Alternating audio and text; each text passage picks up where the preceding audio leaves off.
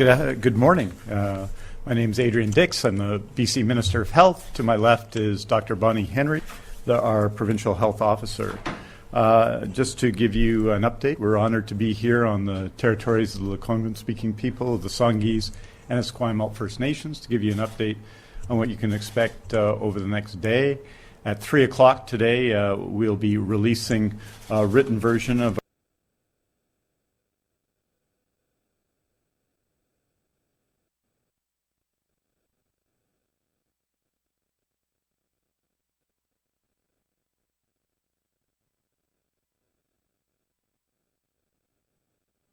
our regular daily report with reports on cases.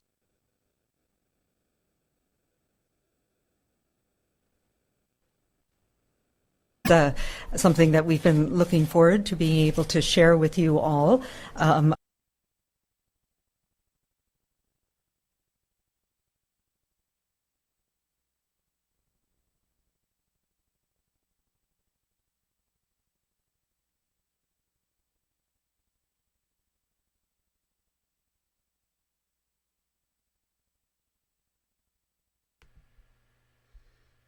We do apologize. We're experiencing some technical difficulties. We'll get back to the conversation in just a few seconds.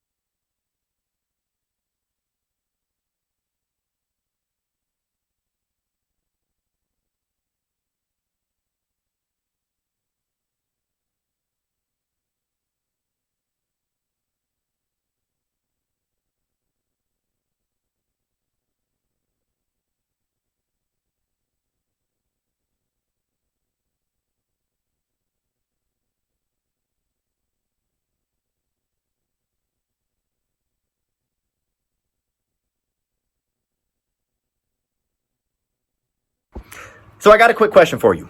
What's more effective for losing weight? Eating less or working out more? and the 57 that are refurbished.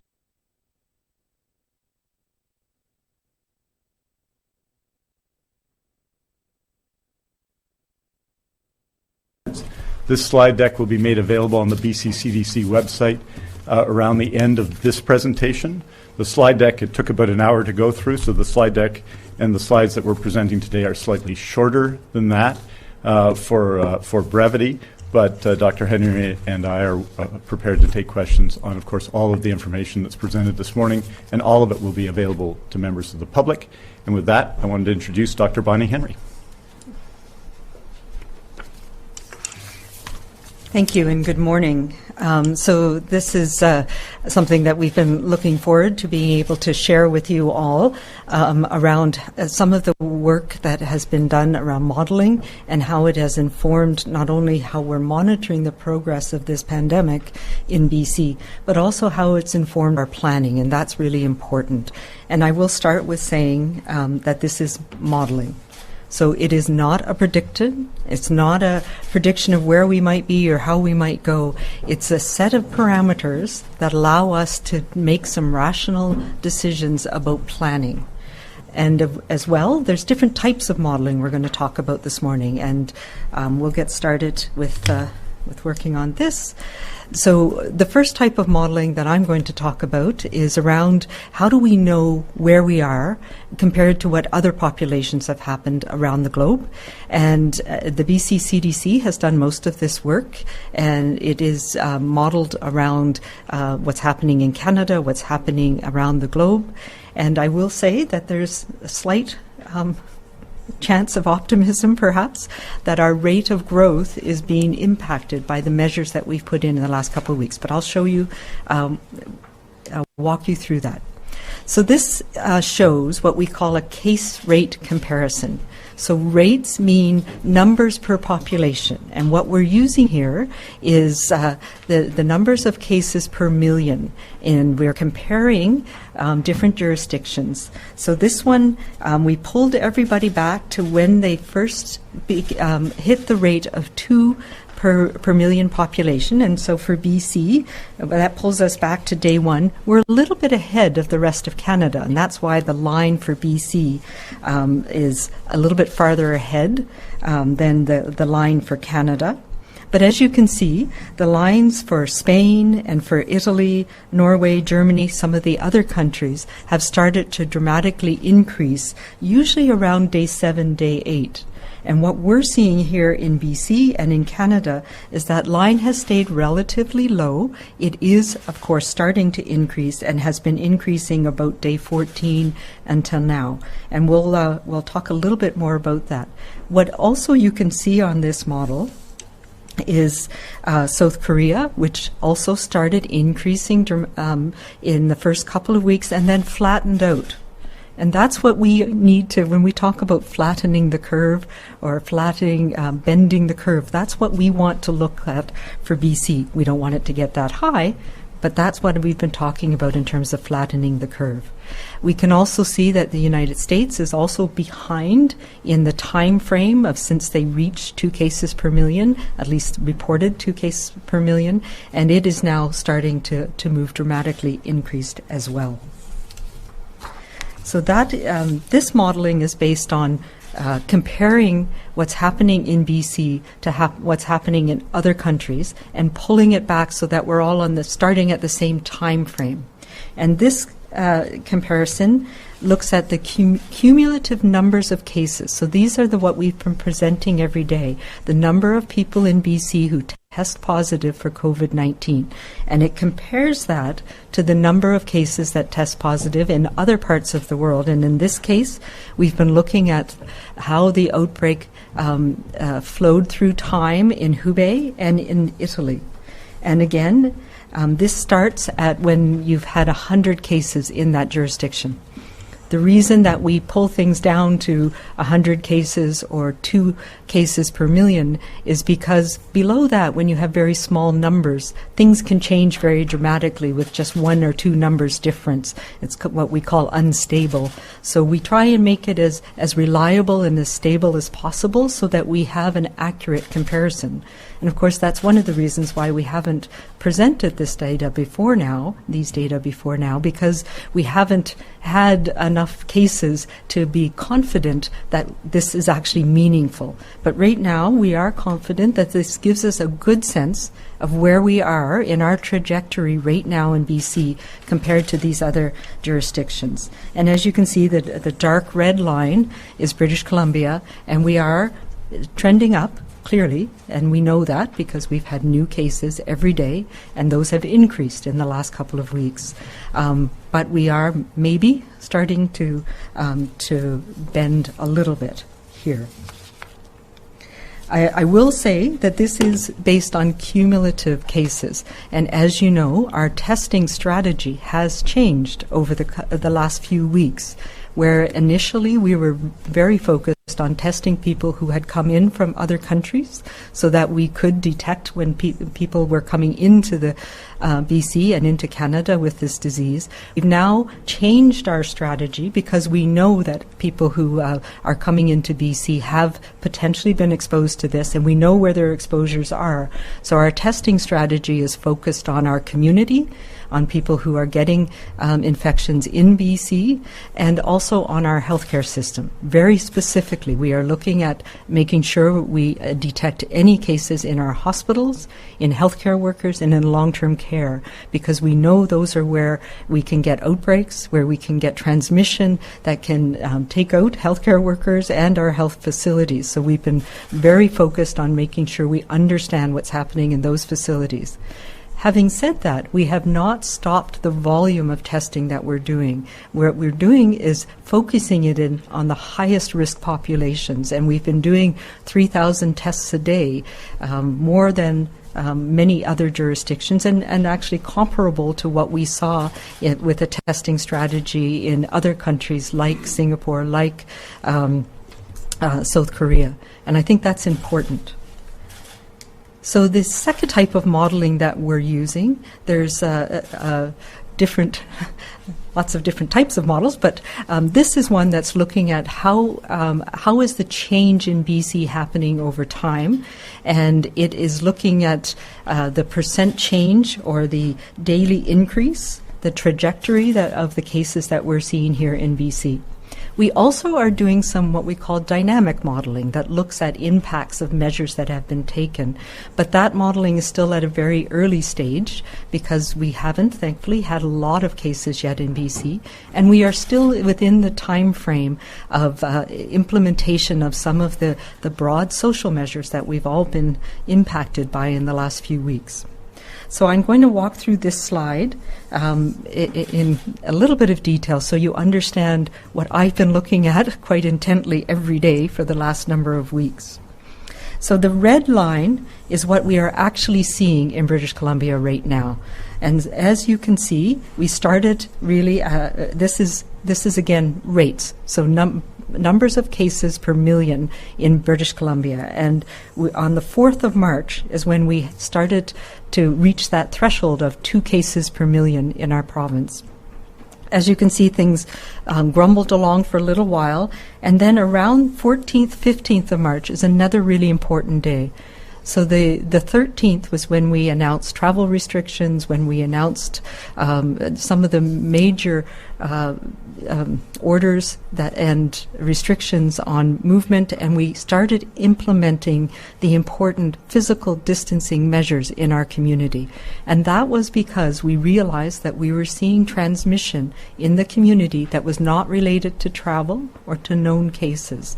So very early on, we put in some of these now, very restrictive measures that we've been seeing put in place in countries around the world.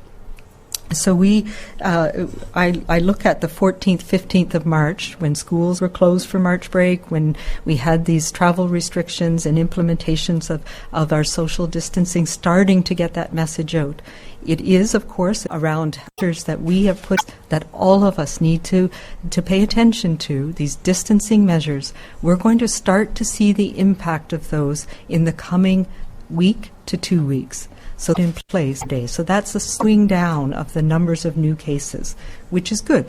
And it's because of a whole variety of things. One is our changing testing strategy, but also, driven by our physical distancing and the important thing that everybody is paying attention to that physical distancing, as well as the restrictions in travel. So that other group of people that were continuing to come into BC, having been exposed to this virus in other countries, that has also stopped, and that's made a difference in our trajectory as well. So that is the part that I'm going to be watching very, very carefully over the next coming weeks to months. And that's the part that we talk about when we're saying, bending or flat, low, reaching that 2 per million rate. And the blue line reflects what's happening across the country. And really, the steep inflection in the last few days has been because of the inclusion of a number of probable cases in Quebec that added to the total quite significantly. So this is the modeling that we've been using, both to follow the cases. So I want to talk about our acute care capacity and how we are planning for various scenarios to deal with the coming weeks and potentially months in British Columbia. I want to thank the people involved in this planning. It's an extraordinary group. Dr. Henry talked about the team mostly at the BC CDC, which was involved in the modeling. We were also talking about for every information that was made available this morning will be available to everyone in the public.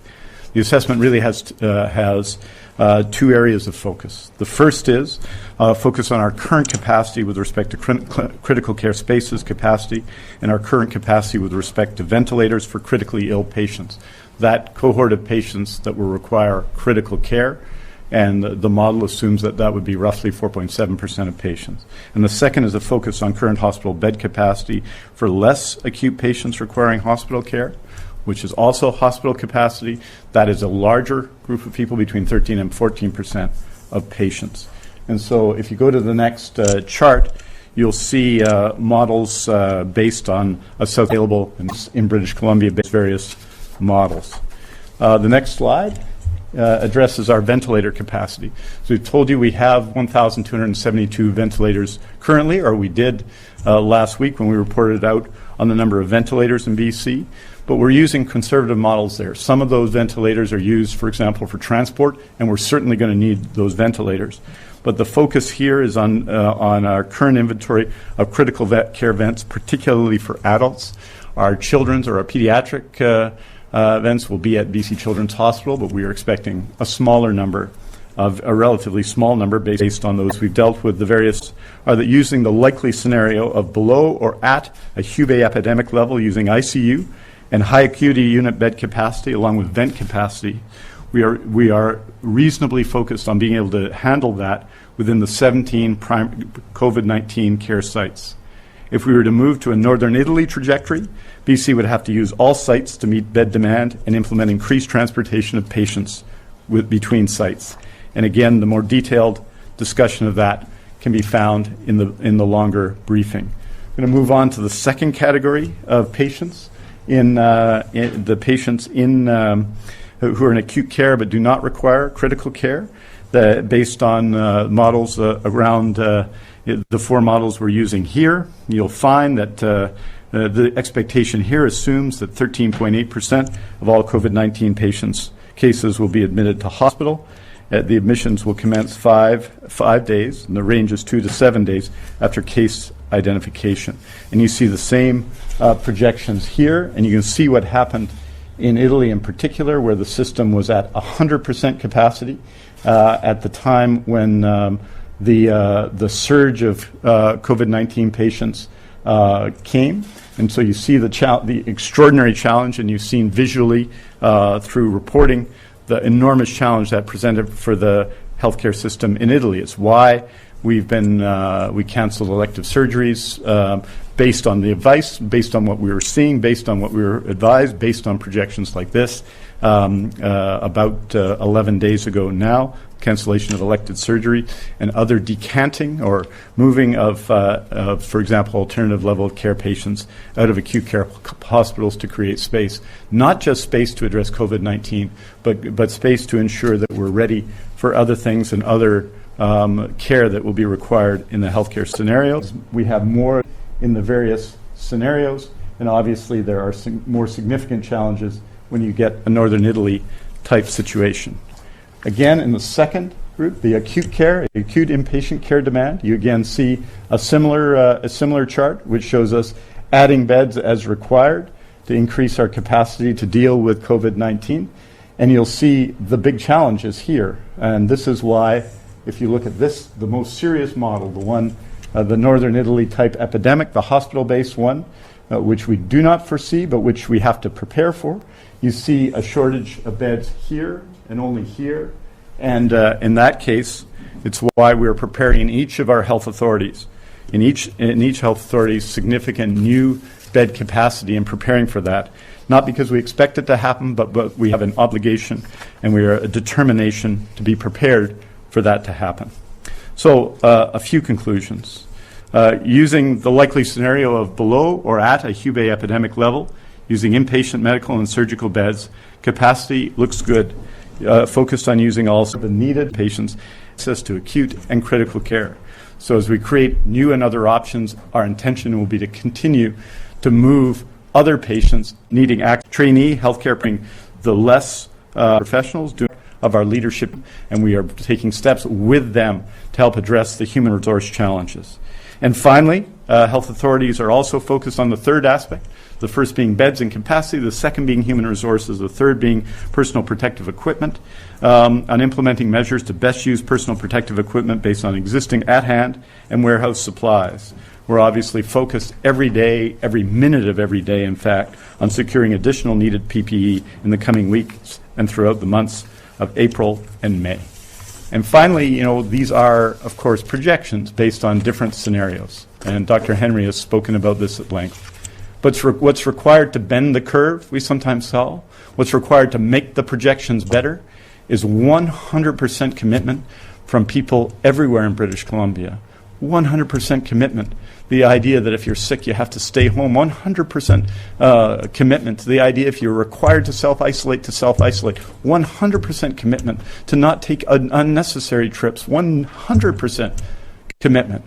100% commitment to distancing between one another so that we can continue to bend the curve, that we can ensure that the resources that we've made available in the healthcare system and the passion and commitment and brilliance of our healthcare workers, our doctors and our nurses and our healthcare workers and our pharmacists and everyone else in the system can be used to address the challenges we face in the coming weeks.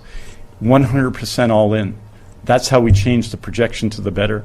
100% all in. That's how we deal together with COVID-19 in the coming weeks, days, and weeks, and months. Thank you very much. And I'm going to ask Dr. Henry to return here, as she has a couple of additional announcements that are relevant today and an additional order to describe, and then we'll be open to taking your questions. Thank you. This is a lot of work summarized in a very small amount of time with a few graphs that don't begin to describe the amount of thinking that has gone into this. And I think the importance as well is engaging across the entire health sector on understanding what we can do and how we can do it together to protect the health system and to protect our communities in doing that. Today, though, there's one other order. I'm issuing the following order. All episodic vending markets, what we know as farmers markets or community markets, must only allow vendors that serve food to be sold at these events. So vendors of all other merchandise at these events are prohibited. And this is recognition of how important it is for us to be able to access locally grown and produced food, and the farmers markets are an important part of that. But we don't want them to be areas where people are going and mingling in large groups because of the risk right now that entails. I will recognize, though, that the Ministry of Agriculture is working with the BC Association of Farmers Markets to make sure that we can have online models for farmers markets that will still allow us to get that fresh fruit and produce that we need here in British Columbia through this crisis.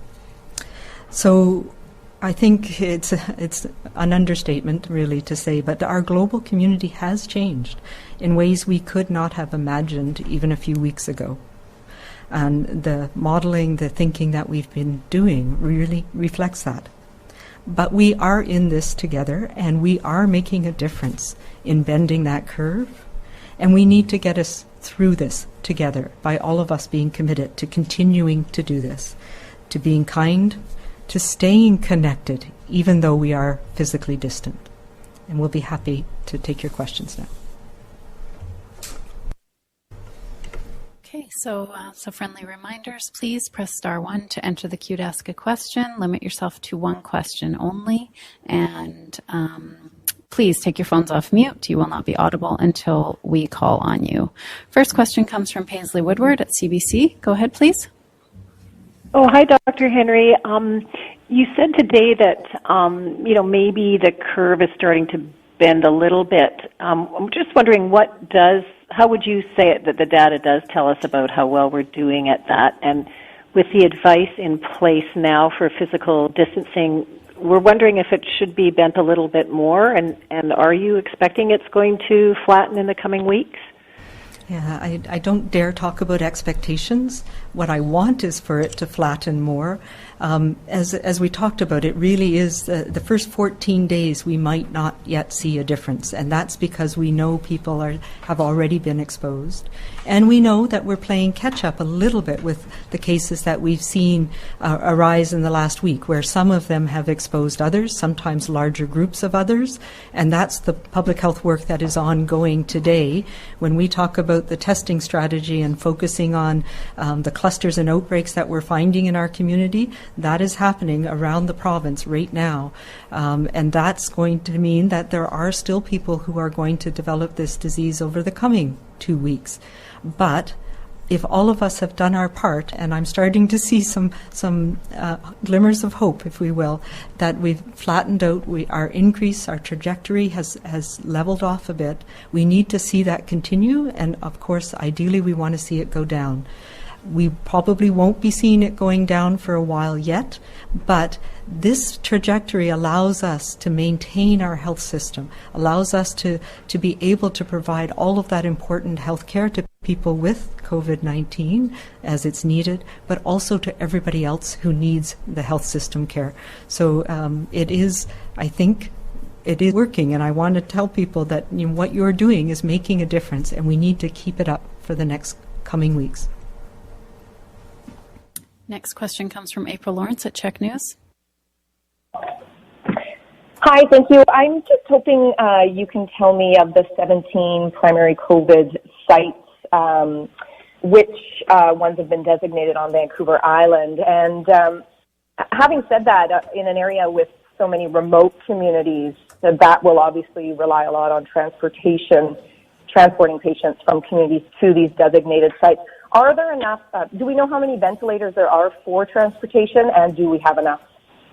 The question of do we have enough is something we will not know until we're at the end of this, but we feel like we have additional and sufficient transportation ventilators. But the whole strategy of how to move people around the province as this progresses in the coming weeks is something that is very much being focused on.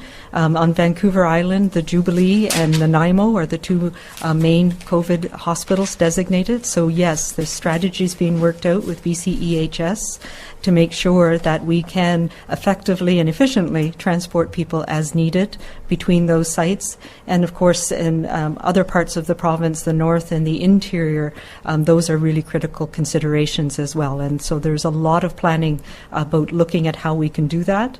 Also, as you noted, we have a number of ventilator capacity that is outside of what is in the projections, including the 15 that came this week and a number of others. And so we're looking at how do we effectively pre-position those in parts of the province where they might be needed to make sure that we have things in place if and when this progresses in different parts of the province. Is to say that the 17 sites will prepare and attach to the presentation the full list so that people from other parts of the province who will be asking the same question can have all that information all at once. And as well as Dr. Henry has said, with the 72 ventilators on hand, ones we have on hand, we're obviously planning in every single health authority to ensure that if gaps exist or if we're under projection in a particular area, we're filling those gaps in the coming week, and that work is being done now by critical care units. The reason we focused on 17 critical care sites, was on the advice of our critical care team that was the best way to organize, but all of our hospitals are integrated into the plan. Next question is Ashley Legasek, CFJC Kamloops. Hi, Dr. Henry. I brought this up earlier this week, but what's the estimate for the actual number of COVID-19 cases in BC, and how accurate can today's projections and models be if the demographic of people... Next question is Binder Sudjan from CTV. Hi, thank you for all the information. I wanted to know, given all the information that you have, how confident are you that at the peak of this pandemic in British Columbia, that people will have access to the ventilators, to the beds, and to the staff that they will require? Yeah, and so much of that depends on us all doing our part to keep this from going explosively, like we've seen in other places.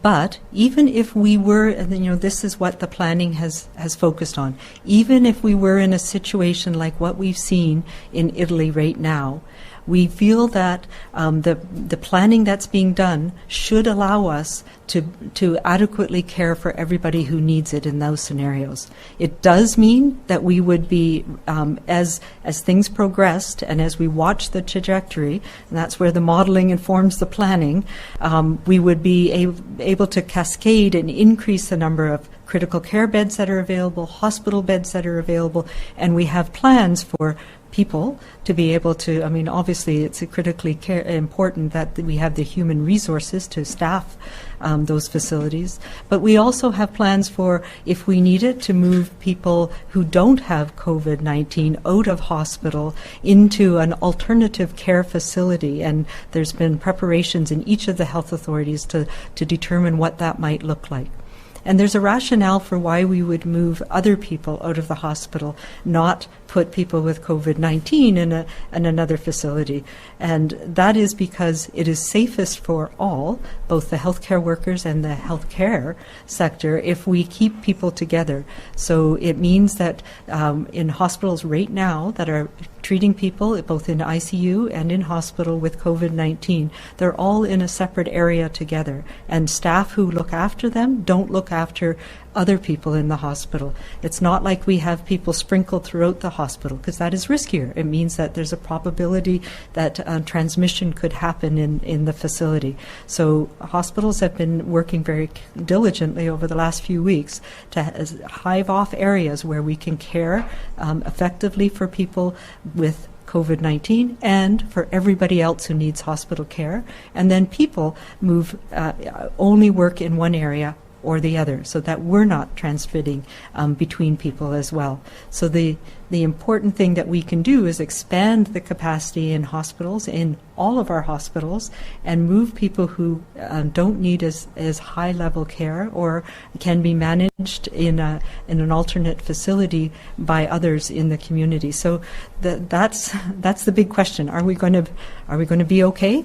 We have put a lot of thought in this, and I think probably the most important thing is that we've engaged across the health sector. All of the unions have been involved, those people who are working in critical care, who are working in the hospital sector, who are working in BCEHS, infection control, our leadership in the health system. have really put their minds to how can we be as prepared as we possibly can. So now we all have to do our part to make sure that we don't get to that point. And that's why it's so important, as I keep saying again and again, it's so important for us all to take these distancing measures seriously, because it is making a difference, and we need it to continue to make a difference for the next coming weeks to months. Just to say that I think that this reflects the determination of both Dr. Henry, of our Deputy Minister, who people in the media heard from this morning, Stephen Brown, and the whole healthcare system. Our emergency response started, I believe the date was January 28th, so basically 2 months ago, and steps were taken at every stage. And the fact that this has come later to us than it has to Europe, and obviously it did in Hubei province in China, has given us some advantages in terms of preparation. So all of the health authorities have been working together for 2 months, and the work you see here reflects that.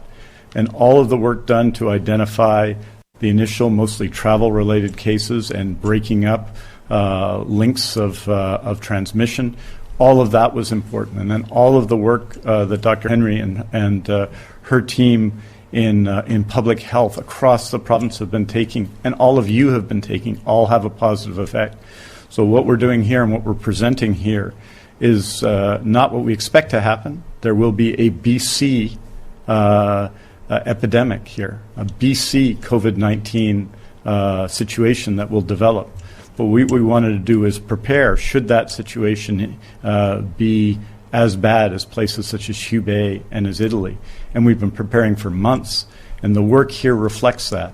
So if it gets serious, we are preparing the most serious possible scenario. We are preparing for that scenario regardless of whether it's the most likely scenario or not. And I think that's what people would expect us to do, and that's what the months of planning led by Dr. Henry and Mr. Brown and so many others, dozens, hundreds of people across the province will bring about. And again, as Dr. Henry has said, I just want to express our appreciation both in long-term care and acute care and public health across British Columbia, the work of workers in every area, of doctors, of nurses, of healthcare workers, and their representatives who have been extraordinary and are a key part of our team. We wish to again thank them very much.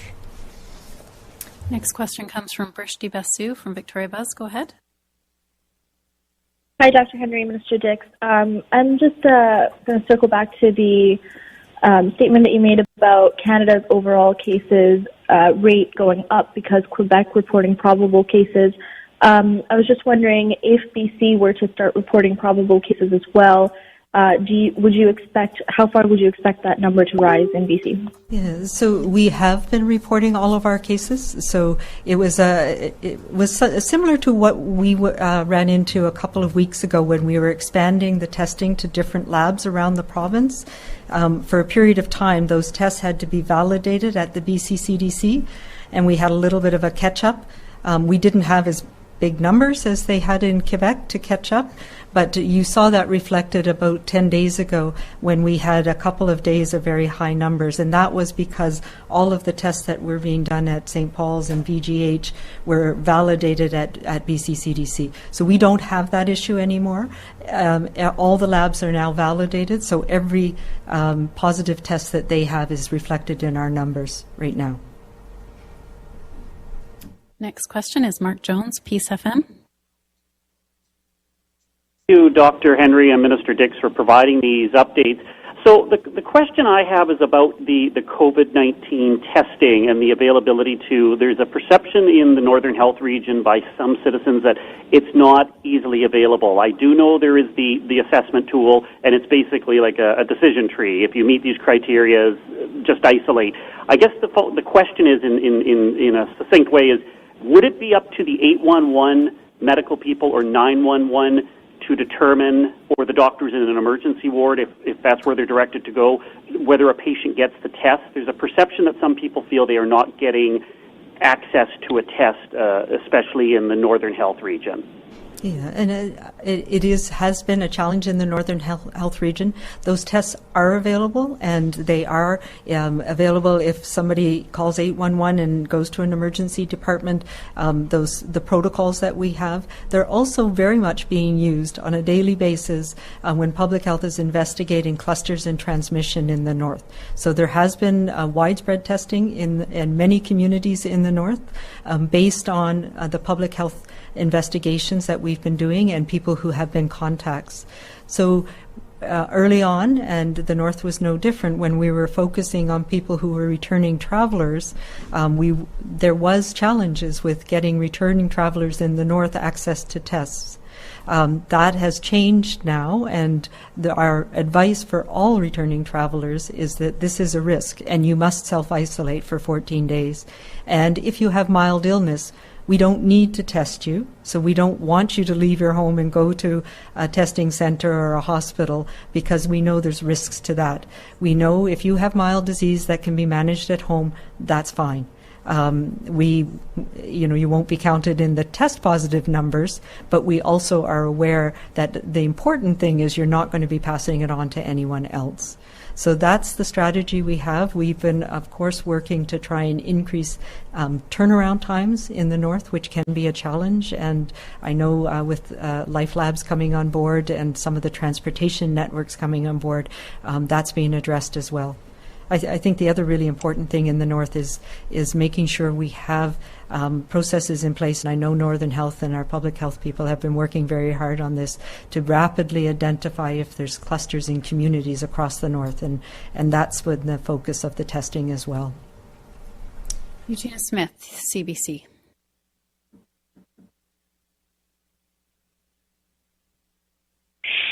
Hello, you can hear me? Yes.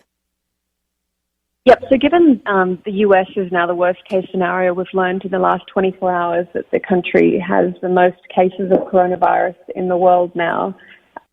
Looking at the trajectory modelling that we've looked at today and the fact that it's based on Hubei province and northern Italy, do we need to rework this modelling following the ministry's so-called abundance of caution, or are these sort of trajectories still appropriate for BC? Yeah, and so obviously we used what we had available, and as you can see, Italy has now probably leveled off. It's not on the downswing yet, and we have been putting in the U.S. as well. I don't believe that we need to redo the modeling. The scenarios that we're seeing in the U.S. are very much like Canada, where different states have different issues going on at the same time. So modeling all of the USA is not likely going to give us much difference. I think the scenarios that we have, or I believe the scenarios that we have used, are ones that will keep us in good stead. Our modelers are, of course, factoring in all of those new numbers to see if there's anything else that we need to prepare for. But as Minister Dix said and I've said, we are going to have our own epidemic. These are just a basis for change. These are things that help us say, okay, what do we need to have in place? And the exact numbers are really, in my mind, not that important. It's much more about how are we managing? Are we within our capacity? Have we done everything to ensure we know what our capacity is and where it is, and put in all of those pieces that allow us to cascade up if we need to. So we will be factoring in, of course, some of the issues from the U.S., but I don't believe it will change any of the work that we've done to date. Next question is from Aaron Linkletter, Dawson Creek Mirror. Yeah, hi there. I'm just wondering if the measures are enough, or if we're going to see further restrictions, maybe restricting travel between provinces, something of that nature. And that has been talked about at the federal level with some of my colleagues, and in particular, I know in the North and the Northwest Territories, the Yukon and Nunavut are very concerned about small communities being quite spread out. And I know already there are some restrictions in terms of people who have traveled being asked to self-isolate or being required to self-isolate once they've moved into the area. The same with my home province of Prince Edward Island, who would want me to be quarantined if I came home right now. Those are measures that particularly are important for smaller communities. The message I have for everybody in BC right now is that this distancing is what is going to help us all.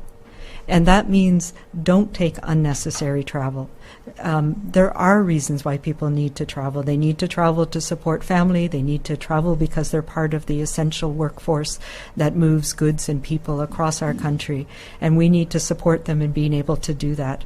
But if there's non-essential travel, now's the time to stay at home, to cocoon, to look after your own family, to look after your own community. And doing that means having the physical distance here and staying connected with our families across the country, with our friends and loved ones through virtual means. Next up is Richard Zisman from Global News. Go ahead.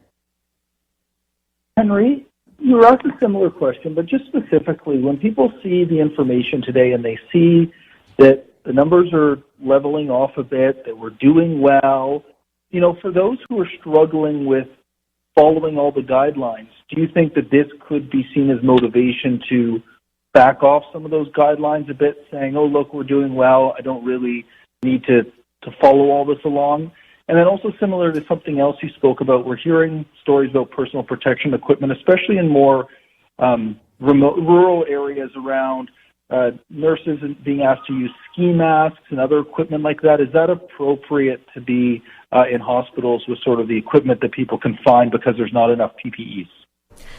So to the first question, I hope this is motivation for people to double down on what we're doing, that it may be working.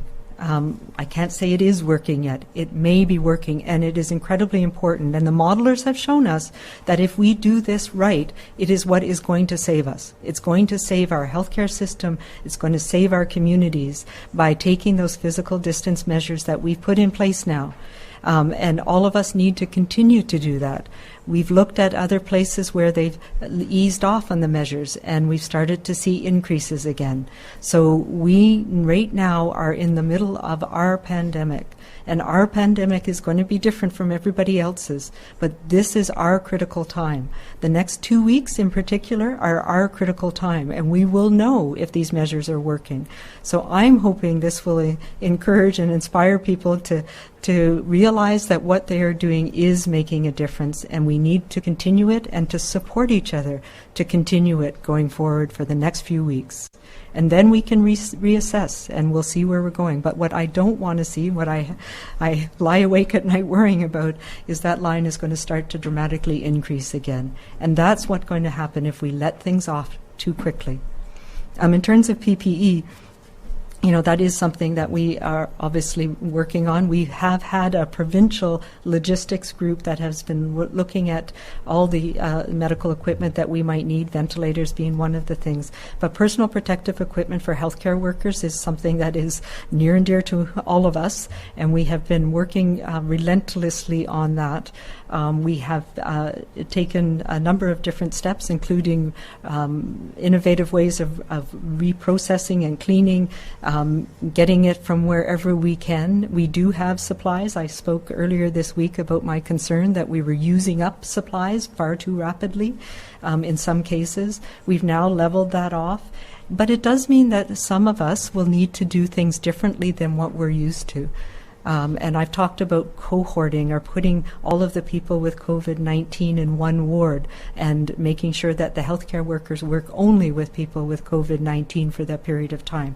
So that allows us to do things differently, like only wearing a respirator or a mask for the duration of our shift, unless it gets soiled or dirty, making sure we have the appropriate complete personal protective equipment we need, but not having to change it and take it on and put it off between patients, which is something we do all the time because we don't want to contaminate, take something from one patient and pass it on to another.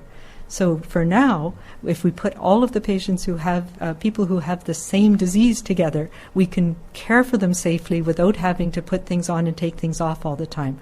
And that's important not only for caring for the COVID-19 patients, but for me as a healthcare worker, my chances of contaminating myself is every time I put on or take off my mask or my respirator, my eye protection, my gloves. So we can minimize those transitions that put risk on healthcare workers. It also means that people in the community, our paramedics, our pre-hospital care people, will be doing things a little bit differently too, so that we can conserve our masks, our respirators, our eye protection, and make sure that we have enough going forward for the next few months.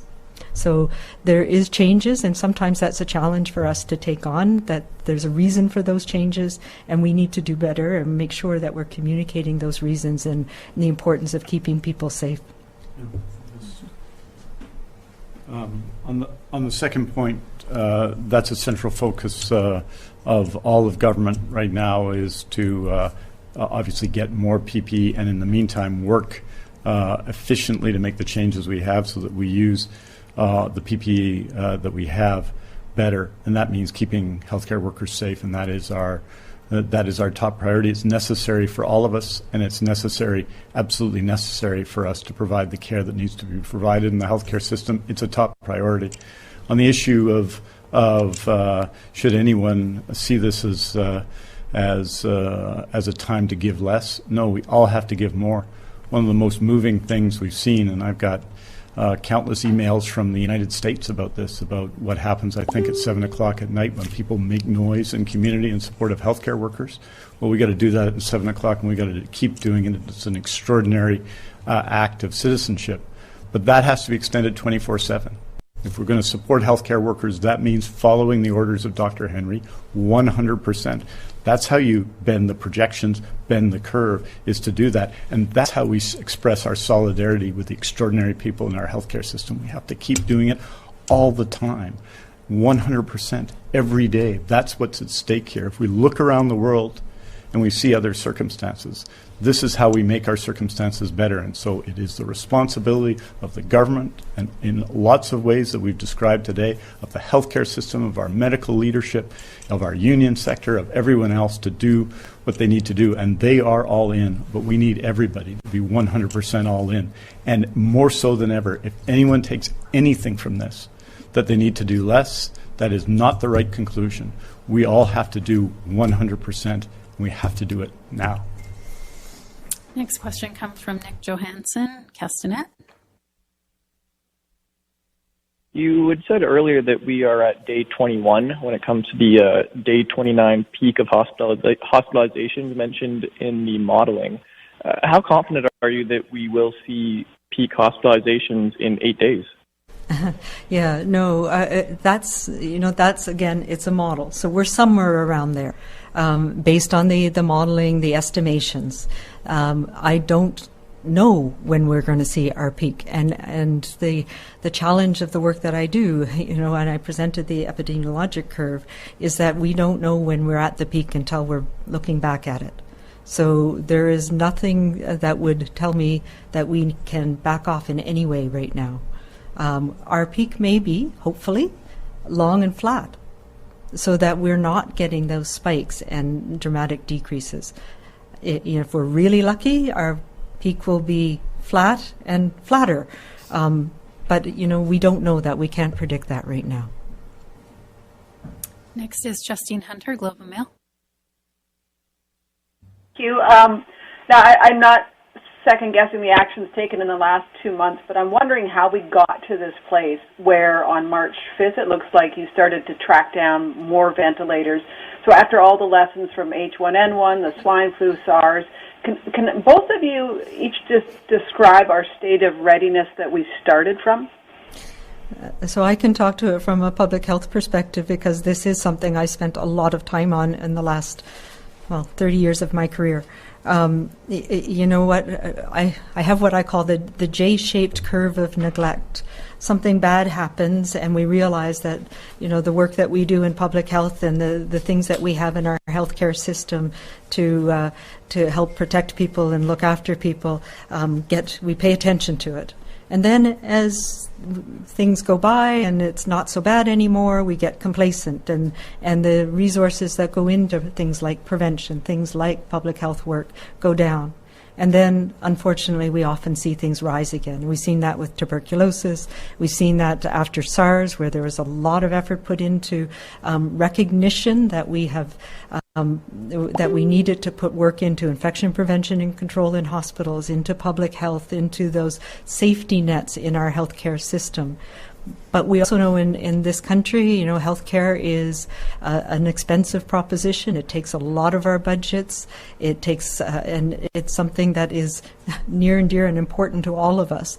And it's easy when we're faced with fiscal constraints to whittle away at prevention. And we've seen that happen in many, many cases. So much of what we're dealing with now, I mean, I think H1N1 is a good case in point, where the thoughts after it was, oh, well, that wasn't so bad, so, you know, maybe we're okay. And for those of us who were in public health at the time, it was like, it was bad, and it could have been a whole lot worse. And some of those mechanisms that we've been, that we need to have to, in public health, in prevention, in even things as important as what we call the social determinants of health, poverty reduction. Those are things that make a difference in our ability to be resilient to this type of crises. Having said that, I don't think anybody in the world really felt that we would ever get to the type of pandemic that we're experiencing right now. And I know I have talked for many years in the WHO and these other groups that I work with about some of the measures that we have implemented in the last 2 weeks. And I've said this before, I never ever thought that I would have to do those types of things. But right now, this is what we need to do, and we've seen that across the world. We need to work with what we've got and try and make it better and try and get through this, and then we can reassess, you know, where it is we need to make changes for the future.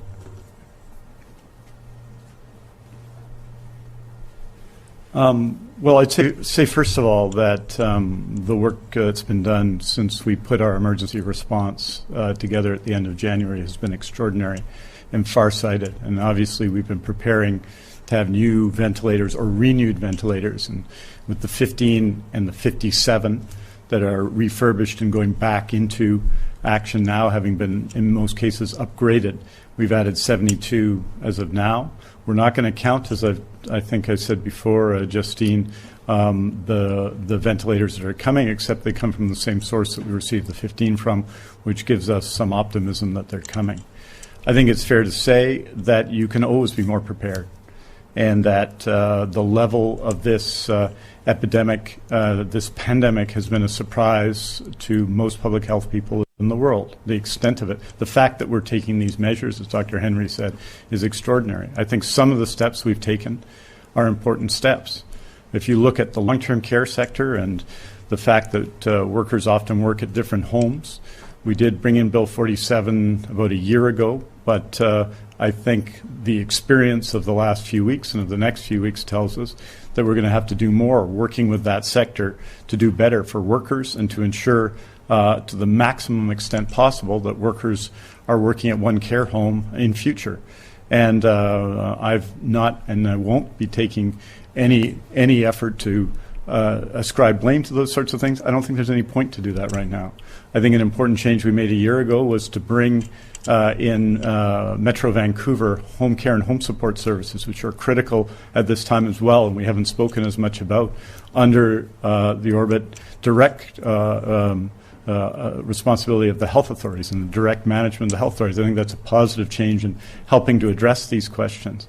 I think urgent and primary care centers, which you've talked about a lot, for example, in their expansion, I don't think we imagined the use to which some of them would have been put in the last few weeks. The people who've worked there have been extraordinary, but those were intended to reduce the number of people and to serve the people who are without a primary care doctor. But they've proven to be very useful, I think, in community, and we've all seen this, and people who have seen them in action understand this. So there's lots to do, and I think there will be profound lessons to learn from this after the fact, and I'll be the first learning them and the first to take responsibility. But right now, I'm very proud of the leadership that people in healthcare have shown, the preparations they've made. We've demonstrated in detail here what the circumstances are. You are getting the same information today that we have in making our planning decisions so that everyone can see them. There are challenges. This is an unprecedented health emergency in British Columbia in my lifetime. And I think under the circumstances, particularly those who work in healthcare, have operated as we would expect them to do, with the highest ethics, with courage, with brilliance, with generosity. And I am very grateful to everybody who works in the healthcare system, from those who clean facilities, to those who work as care aides, to health sciences professionals, to nurses, to pharmacists, to midwives, to doctors, to administrators, to everybody. They all deserve our appreciation and thanks. And finally, our 100% commitment to following Dr. Henry's orders and advice. Because if we do that, we're being true to them in this important moment for our province. Okay, we have time for just a couple more questions. Next is Keith Baldry. Go ahead.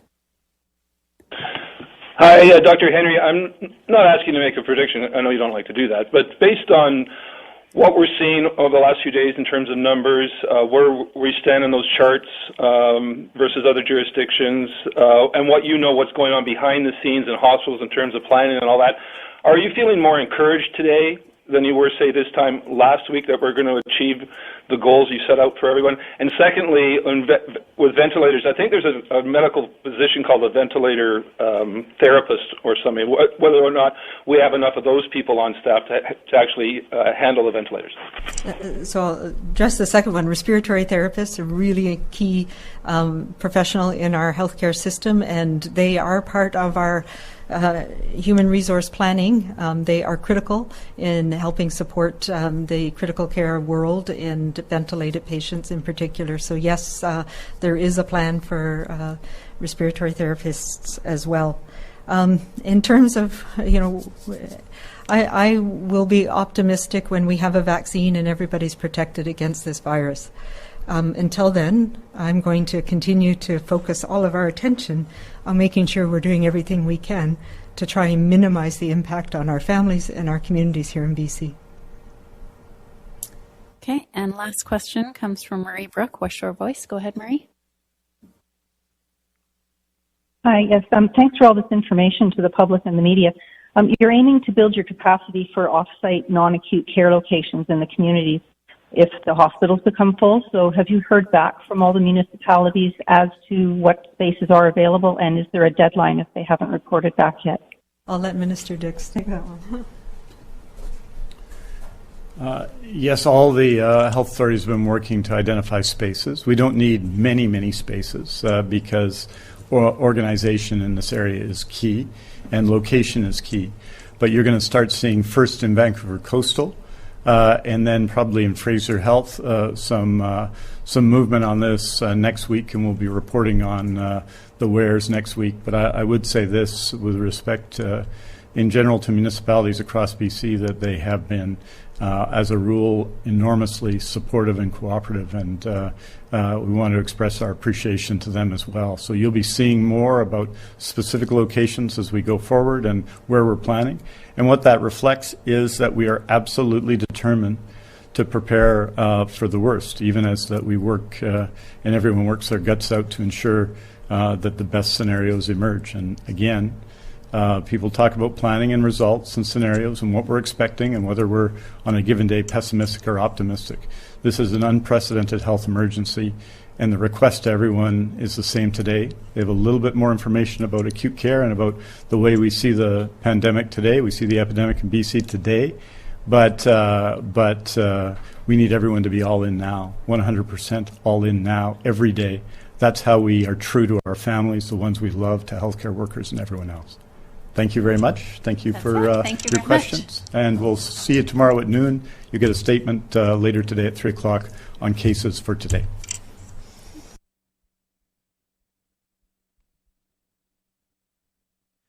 Okay, so we have it that they've come up with a plan,